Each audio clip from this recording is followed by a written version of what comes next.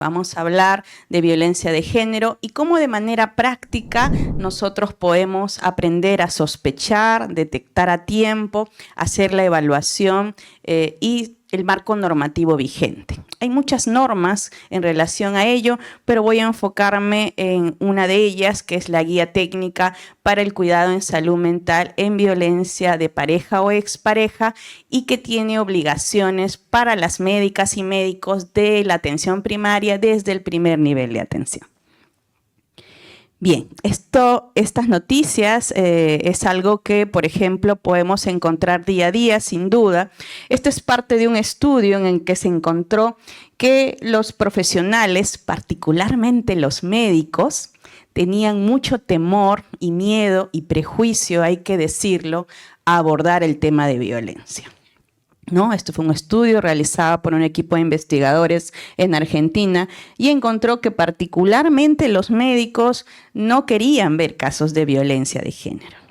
Y esto sabemos nosotros en las narrativas y el acompañamiento que realizamos al personal puede ser porque yo no quiero someterme al tema legal, yo no quiero involucrarme, acompañar a la víctima, voy a tener que declarar. Hay una serie de procesos que pueden hacer generar resistencias. Y hay que reconocer que todas y todos tenemos estereotipos de género.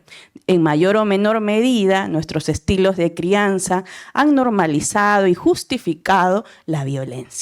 O somos hijas e hijos sobrevivientes de situaciones de violencia doméstica. Y en ese proceso es importante sincerar, porque como médicas y médicos valiosos, va a ser difícil que acompañemos a una persona sobreviviente de violencia si yo misma soy persona que sufre de violencia de género. Pero también, como podrán ver en la otra nota, ya Perú en el último decenio, de la mano con nuestra reforma de salud mental, ha venido fortaleciendo la capacidad de respuesta en salud y particularmente en sobrevivientes de violencia. En el marco de la Ley 30364 hay responsabilidades para las médicas y médicos y nuestro sistema de salud ha desarrollado un marco normativo potente, vigente, que a continuación mencionaré muy rápidamente. Entonces, recordar para todas y todos que la violencia contra la mujer es transversal. No porque seamos médicos, médicas, no podemos vivir situaciones de violencia. Ocurre en todos los estratos socioeconómicos y es importante verlo en todas las edades y las cifras, según el último estudio del ENDES, es preocupante. Pero todavía sigue siendo invisible y poco detectado, registrado y codificado en los diversos subsectores del sistema de salud, tanto en sistema privado, público, y eso es necesario decirlo. El rol de los médicos y médicas es esencial para cumplir el paquete y la recuperación de las víctimas y los integrantes del grupo familiar. La OMS, como ustedes saben muy bien, establece que es un problema de salud pública priorizado y en los indicadores del gobierno actualmente, tanto como la detección de sospecha de depresión como de violencia, son dos indicadores priorizados en atención primaria, asociado también a la detección de alcohol. Entonces, es un problema público y es un problema de derechos humanos que todos tenemos que visibilizar y priorizar. ¿Cómo venimos atendiendo realistamente? Nos damos cuenta que hay daños a corto, mediano y largo plazo. Estamos valorando la salud mental de ello.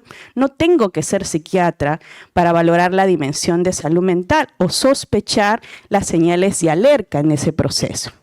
Me estoy dando cuenta que esta víctima está teniendo indicadores de depresión, de estrés agudo, de estrés postraumático.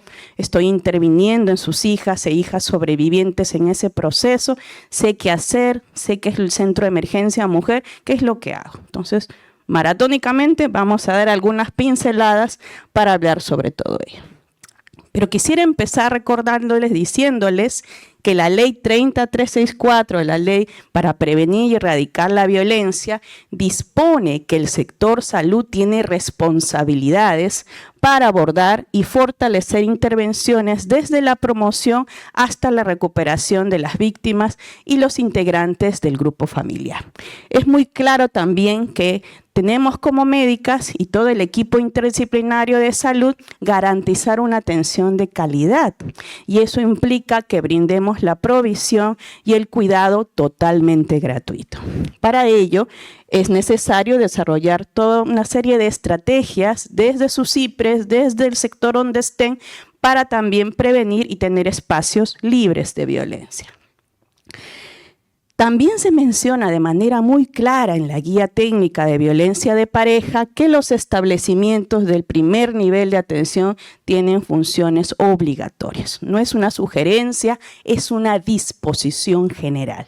¿Qué quiere decir ello?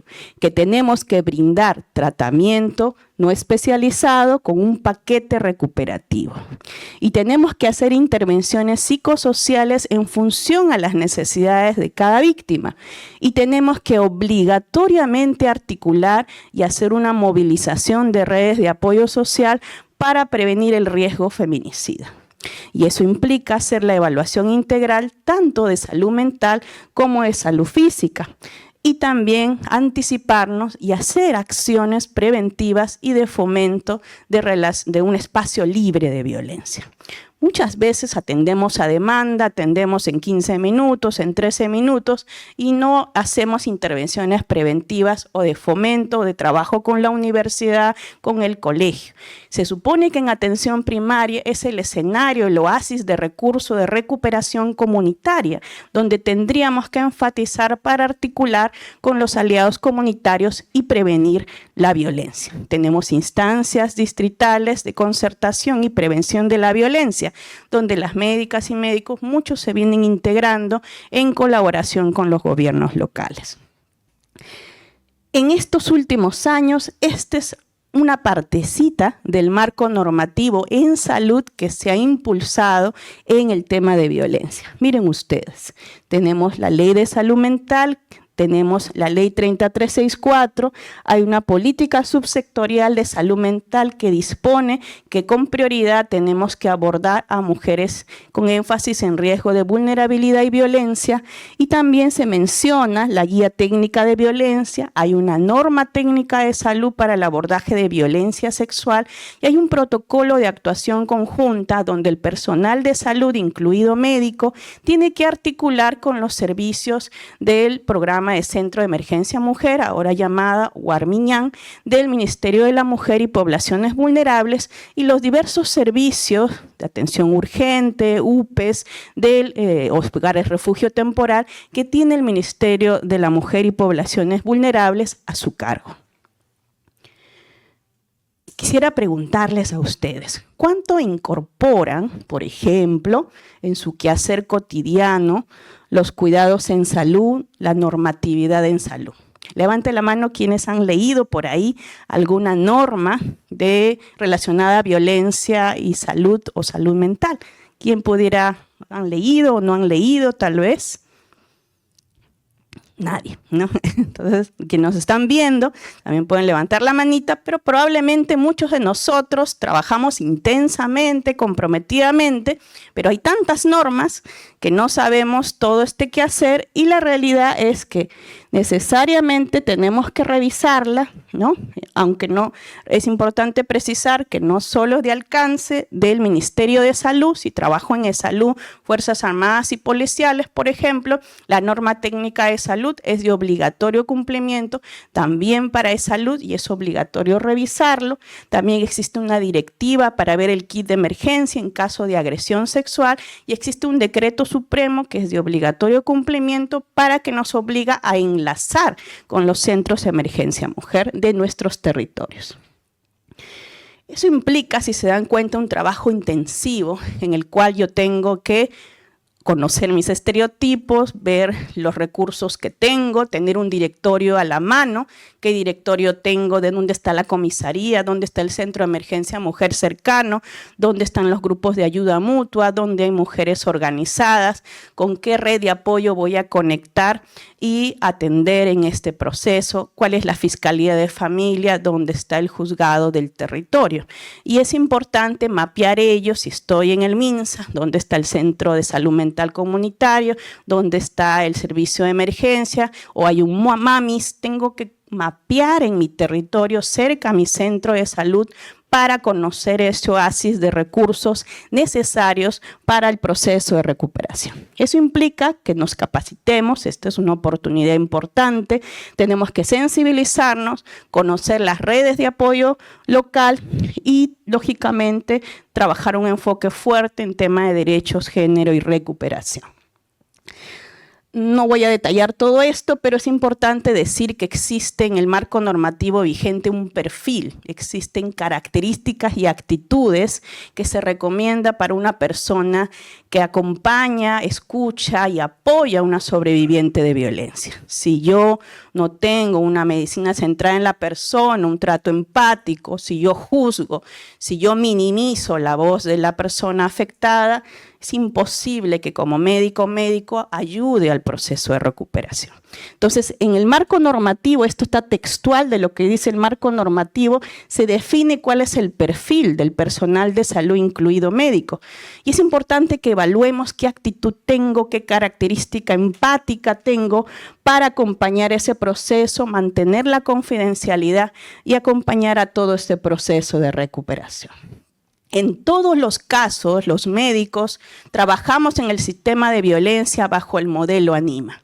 ¿Qué quiere decir el modelo ANIMA? Por sus iniciales, A de atención plena al escuchar, una atención que implica una escucha permanente, que eso implica en nuestro lenguaje no verbal de acercarnos, hacer contacto visual, nuestra inclinación corpórea, todo eso da señales de atención plena al escuchar. N de no juzgar, ni emitir juicios de valor que minimicen, sancionen o critiquen a la víctima. Sin darnos cuenta, los médicos o médicas podemos ser muy críticos. En las narrativas de los estudios cualitativos de género en nuestro país y en Latinoamérica, se interpela que los médicos pueden tener una actitud muy machista o muy patriarcal y es importante sincerar ello. O creer, pero ¿por qué saliste en la noche? ¿Por qué fuiste con minifalda? Pero otra vez, señora, sin darnos cuenta, repetimos y juzgamos y minimizamos sus malestares. Implica que nosotros sepamos brindar información en función a las necesidades de la víctima, implica que desarrollemos un plan de seguridad si hay un riesgo feminicida y tenemos que apoyar, apoyar y apoyar. Este apoyo es inacabable y es permanente. Eso implica en las recomendaciones internacionales y nacionales que nuestro enfoque tiene que ser mirando al trauma informado. ¿Qué quiere decir ello?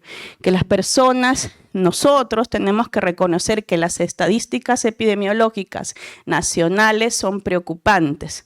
Si bien se ha mantenido estable, lo cierto es que es muy prevalente las situaciones de violencia, violencia física, psicológica, y hay una falta de acceso a buscar ayuda en salud. Entonces, el enfoque en trauma implica comprender que existen múltiples traumas a lo largo de su vida, desde la infancia y un nuevo proceso de agresión sexual o situación de violencia agrava ese proceso. Aumenta el riesgo de daños, de falta de autocuidado, de problemas ginecobstétricos, de problemas físicos, de descuido en seguir sus controles, de enfermedades no transmisibles y, claro está, de problemas de salud mental en el primer nivel de atención.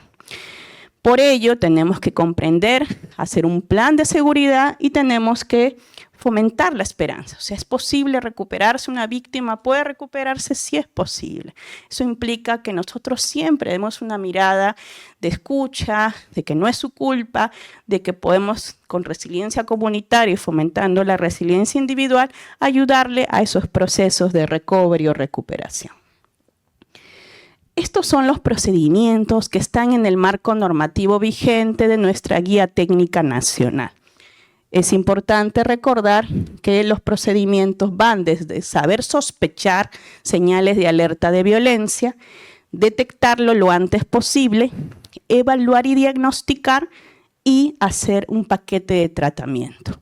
Si estamos en el primer nivel de atención, lógicamente la intensidad de uso va a ser mucho menor, pero no quita que solo sean intervenciones del psicólogo, estaría del trabajadora social, no es tema médico. Muchas veces, cuando hemos capacitado en regiones, hay esa actitud. Yo no veo eso, eso lo ve la psicóloga, eso lo ve la trabajadora social, no, yo no voy a registrar, usted no me va a obligar. Así nosotros hacemos cuando hemos ido a diversas regiones o encuentros macrorregionales, hay esas resistencias de colegas. ¿Cuántas resistencias tenemos hoy día en los que estamos aquí reunidos? Entonces, lo que dispone el marco normativo es que todo el personal de salud, incluidos los médicos, nos mantenemos siempre alerta para identificar signos, actitudes y comportamientos asociados a la violencia contra las mujeres. Esto lo van a tener ustedes, pero es importante que recuerden que hay una serie de señales de problemas ginecobstétricos que en atención primaria, sin ser ginecobstetras, ustedes que acompañan a la salud integral de la gestante o puérpera, pueden darse cuenta. Si la persona tiene infecciones de transmisión sexual a repetición, si hay lesiones específicas ginecobstétricas, yo tengo que iniciar el cribado o el test de tamizaje de violencia que a continuación explicaré. Asimismo, si yo me doy cuenta que hay cambios emocionales, cualquier síntoma psicológicos que emergen en la entrevista clínica, obligatoriamente tengo que hacer la ficha de tamizaje de violencia. Si yo me doy cuenta que hay una y otra vez problemas de somatización, síntomas físicos recurrentes o están en puerta giratoria, una y otra vez acude a mi centro de salud, a mi servicio en atención primaria, o tal vez tiene una serie de lesiones no explicables, golpes, hematomas, que no tienen explicación, yo tengo que sospechar que está sufriendo de violencia. Y en general la actitud de la víctima cuando viene con su pareja, cuando tiene temor al hablar de la pareja, o si viene a los controles de planificación familiar, una actitud temerosa, con miedo, yo tengo que sospechar que está sufriendo de violencia y hablar con ella en un espacio privado a solas para iniciar el proceso de cribado. Y ni qué decir, si yo estoy en un servicio con énfasis de salud sexual y reproductiva, yo tengo que enfatizar y sospechar, ¿no? Es preocupante ello, sobre todo los estudios de impactos en la niña, niño por nacer, en la violencia en situación de gestación y puerperio a largo plazo multigeneracional y el impacto en el bajo peso al nacer y una serie de retrasos del crecimiento intrauterino de ese niño, niño por nacer, porque persista la violencia en gestación y puerperio. Por eso es que es prioritario en los bonos FED, quienes trabajan en el MINSA sabrán que es prioritaria la detección de violencia en gestación y puerperio y está en el sistema de Guagua Red, el sistema de detección de violencia a través de las obstetras. Yo puedo también, si voy a mi visita, soy sectorista territorial, voy a mi guardia comunitaria, voy a la visita domiciliaria, estoy en mi tema de vacunación con el equipo, puedo en esa cita también darme cuenta si la persona o la adulta mayor está sufriendo de violencia.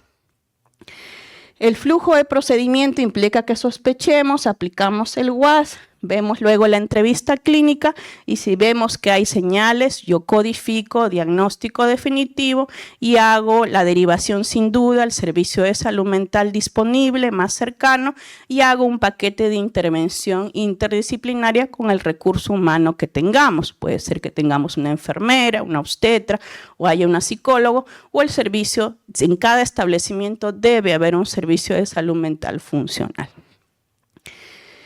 Esta es la recomendación para la detección. Primero, generalmente se recomienda no hacer un interrogatorio, un checklist automático y frío, porque eso sesga y hace que casi todo salga tamizaje negativo.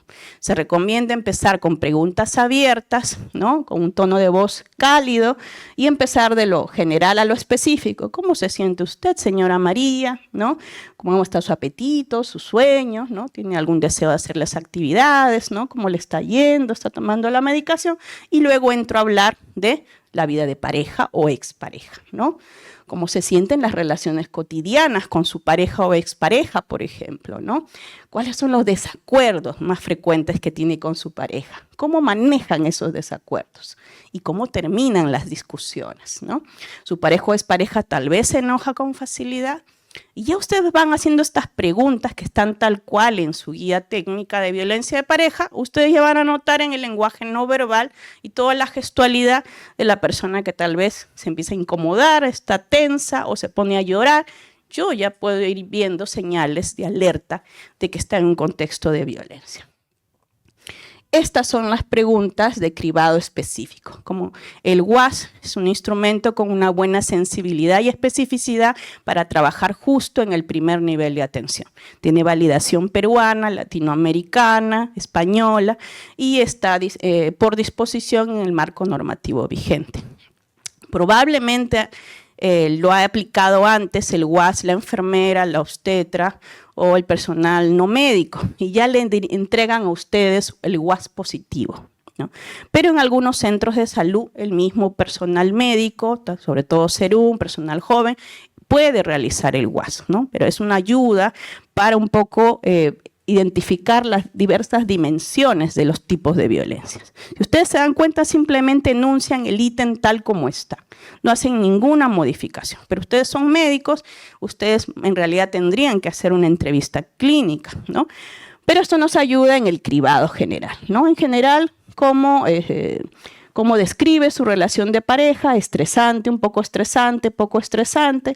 Usted y su pareja resuelven las discusiones con mucha dificultad, con algo de dificultad, sin dificultad. Y ustedes se dan cuenta que hay preguntas que conectan con violencia física, violencia sexual o violencia psicológica. Si, según la versión peruana, con 15 puntos a más, se considera tamizaje positivo de violencia. Pero si solo la pregunta 4 o la pregunta 7 marca a veces, ya se considera positivo, aunque no llegue al valor de 15. ¿Está claro? Entonces, es importante eso. ¿Qué dice la pregunta 4? Las discusiones terminan en golpes, patadas o empujones. ¿Eso qué tipo de violencia será? Física, ¿no? Muy bien. Y su pareja la insulta, grita, humilla o descalifica verbalmente, ¿qué tipo de violencia será? Psicológica, excelente, muy bien. Ustedes saben, recuerden, ¿no? El hecho que el tamizaje sea negativo no quiere decir que no haya violencia. Yo puedo negar todo, pero en realidad yo me doy cuenta que algo raro está pasando, los hijos están intranquilos, hay malestares físicos o emocionales, hay desnutrición, hay anemia.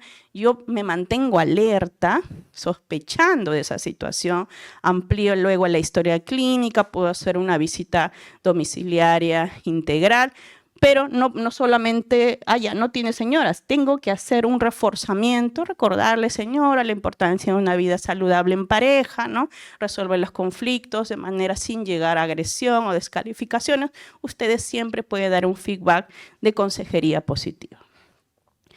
Entonces, siempre prevenir que la violencia en la relación de pareja no va a ayudar, la importancia del consentimiento informado para las relaciones sexuales, para evitar la coerción en salud sexual y reproductiva, ¿no? Hablar de la importancia de los riesgos de la violencia y cómo impactan en la vida de nuestras niñas, niños o familia en general, y ver a dónde acudir, dónde está el centro de emergencia mujer. En otros países incluso se recomienda tener como un letrerito del tamaño de una billetera, donde yo le digo disimuladamente, ya lo puede guardar, este es el teléfono, ¿no? Disponible del SEM, la línea 100, recuerdan, hay un chat 100, y también del Ministerio de Salud tenemos la línea 113, opción 5, donde hay psicólogas y psicólogos que pueden darle contención verbal.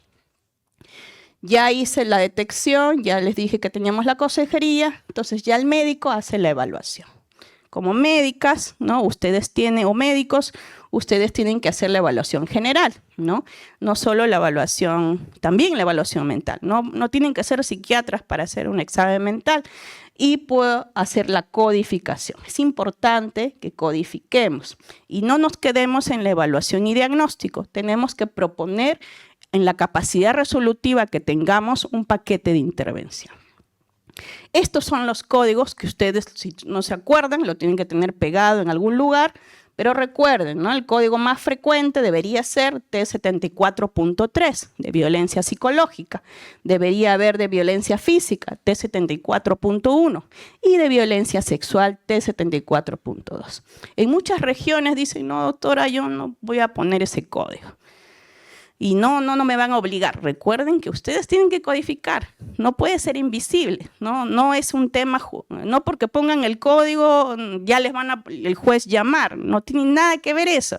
Esto es un tema, una mirada clínica. Desde su hipótesis clínica ustedes sospechan y plantean dado las señales de alerta y cambios psicológicos del comportamiento y todos los indicadores que ya hemos hablado. Por favor, colegas, permítanse codificar, sin miedo, sin temor.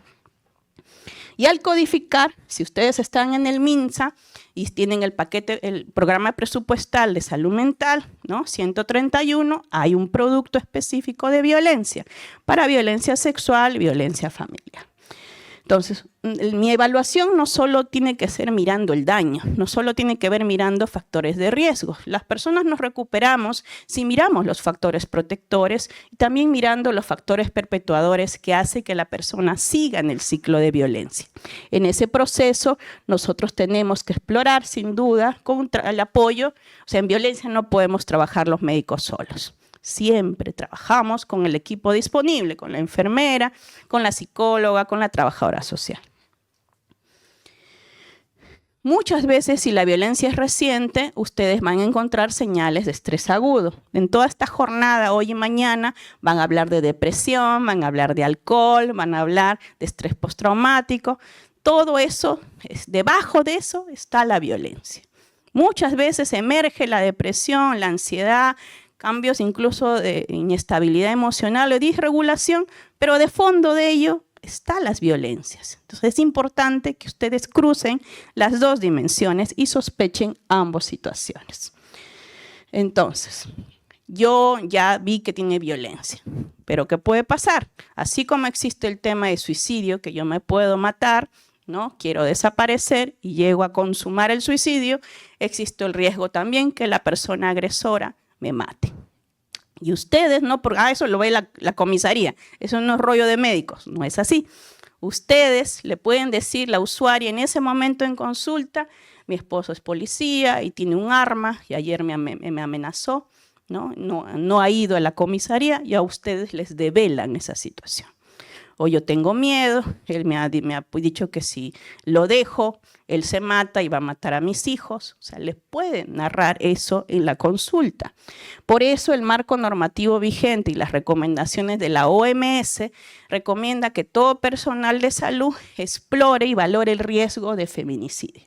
En nuestro país se usa una ficha de valoración del riesgo, que ha sido validada en Perú, que usa también para medidas de protección, lo usa también Fiscalía, ¿no? Y Comisaría, pero en nuestro caso lo usamos para fines clínicos psicosociales, para saber, o sea, qué riesgo tiene de que la maten, ¿no? Yo rápidamente actúo y enlazo con la Comisaría, la Fiscalía, para proteger a la víctima. Son 19 preguntas, ¿no? Que tiene todo un proceso para llenado, que en realidad es leer cada una de estas fichas y que sus centros de salud deberían tener esta ficha digital y ustedes leerla, ¿no? Simplemente ustedes la leen y hay una codificación para registrar esa ficha, ¿no? Es importante que llenen esa codificación porque como ustedes ven hay una puntuación. Si es leve el riesgo, si es moderado, si es severo o en realidad es un severo extremo. Entonces, ¿qué hago? ¿No? Ya enlazamos a la comisaría, ¿no? Y lógicamente yo también como personal de salud tengo que ayudar, tenemos que hacer un plan de seguridad, ¿no? E incluso ver cómo ayudar a que pueda irse con las hijas e hijos en acompañamiento con la trabajadora social, el Centro de Emergencia Mujer, ¿no?